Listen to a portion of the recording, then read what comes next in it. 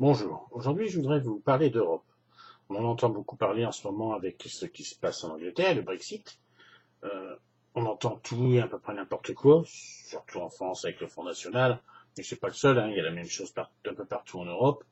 Et parmi les questions que beaucoup de gens se posent, c'est euh, l'Union Européenne, l'euro, est-ce que l'euro est une bonne chose, est-ce que l'euro est une mauvaise chose?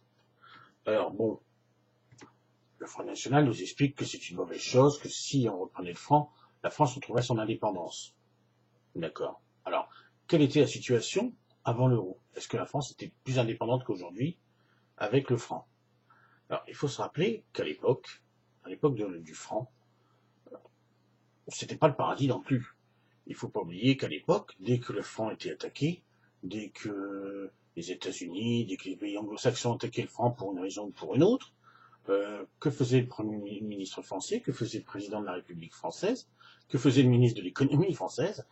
Il fonçait à Berlin, à Bonn, avant, pour aller supplier les Allemands de soutenir le franc parce qu'il était attaqué et que le franc, tout seul ne pouvait pas résister, qu'il avait besoin du marque pour le soutenir. Donc, si ça c'est de l'indépendance, c'est pas très flatteur quand même.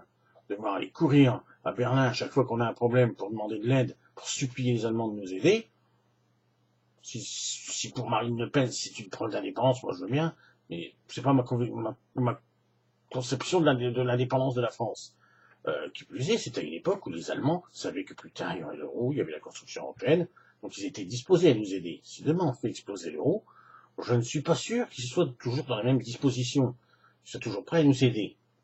Et puis, parler d'indépendance, moi je veux bien, mais retournons un peu plus loin en arrière. Retournons à l'époque où l'Égypte a nationalisé le canal de Suez. Alors on doit se dire, mais pourquoi il parle de ça? Aucun rapport. Pourquoi parler du canal de Suez avec l'euro? Ça n'a aucun rapport. Et pourtant, si, ça a un rapport. C'est que quand le canal de Suez a été nationalisé, les Français et les Anglais l'ont très mal pris. C'était peu de temps après la Seconde Guerre mondiale, et la France et l'Angleterre pensaient encore être des grandes nations, des grandes puissances. Donc ils ont voulu montrer leurs muscles. Ils ont envoyé l'armée. Ils se sont emparés du canal de Suez, ça n'a pas traîné. C'est que l'armée égyptienne n'a pas fait un pli, on s'en est emparé, il n'y a pas eu de souci. Mais seulement, les Américains et les Russes, les Soviétiques à l'époque, on se sont dit, mais attendez, qu'est-ce qu'ils nous font, les Français et les Anglais, ils n'ont pas encore compris que c'était fini, que la Seconde Guerre mondiale était passée par là, et que leur époque, leur puissance, c'est fini.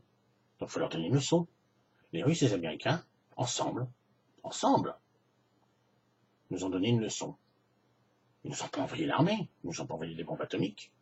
Ils s'en sont pris à la livre sterling et au franc. Et qu'est-ce qu'on a fait? On n'a pas déclaré la guerre. On n'aura pas envoyé nos bombes, ni nos bombes atomiques, ni nos bombes classiques. On a embarqué nos troupes, et on est rentré en France et en Angleterre. Parce que c'était où on rentrait, de façon toute penote chez nous, ou alors, eh bien, nos économies s'écroulaient parce que nos monnaies ne tenaient pas le choc face au dollar et face à la puissance des États-Unis et de la Russie. Donc, on a plié. C'est ça l'indépendance de la France? C'est cette indépendance-là qu'elle veut, Marine Le Pen? Elle veut plus dépendre de Bruxelles? Elle veut que nous dépendions de Washington, de Pékin? C'est ça sa vision de l'indépendance? Pour moi, ça, c'est pas l'indépendance. C'est une soumission totale à l'Amérique. Alors, ça, c'est évident que si demain l'euro explose, peut-être que Marine Le Pen ouvrira une bouteille de champagne, mais je vous garantis qu'à Washington, qu'à Moscou, qu'à Pékin, ils vont ouvrir aussi la bouteille de champagne. Et eux, ils vont pas en ouvrir qu'une. Hein. Parce que pour eux, ce sera peut-être dur sur le coup, mais après, ils savent que définitivement, la France, l'Europe disparaîtra de l'histoire pour les 50 ans à venir. Parce que ça va être très, très, très long à s'en remettre. Et peut-être qu'on s'en remettra pas. Un peu comme aujourd'hui le Japon, qui est en crise depuis presque 30 ans maintenant. Donc, il faut bien comprendre que l'euro, c'est pas le paradis. Je suis d'accord. Mais sans l'euro, ce serait pire. Et ce qu'on avait avant l'euro, c'était pire que ce que nous avons aujourd'hui.